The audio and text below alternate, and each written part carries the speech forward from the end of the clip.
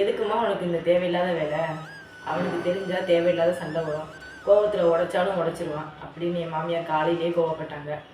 சரி, வீட்டுக்கு ஒரு கடிகாரம் வேணுமேனு வாங்கிட்டு வந்தால் அதுக்கு போய் கோவப்படுறீங்க.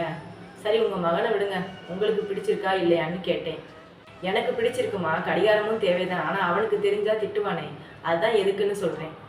அத்தை, எனக்கு ஒரு சந்தேகம். நம்ம வீட்டில் மட்டும் இல்லை, எல்லா வீட்லேயுமே வந்துட்டு என்ன நடந்தாலும் எதுக்கு எடுத்தாலும் அப்பாவுக்கு தெரிஞ்சால் திட்டுவார், அண்ணனுக்கு தெரிஞ்சால் திட்டுவாங்க, தம்பிக்கு தெரிஞ்சால் திட்டுவான், மாமனாருக்கு தெரிஞ்சால் திட்டுவார், மச்சான் கொழுந்தன்னு ஏன் எப்போ ஏதோ ஒரு ஆண்களை சொல்லி பெண்களை பயமுறுத்திக்கிட்டே இருக்கோம்.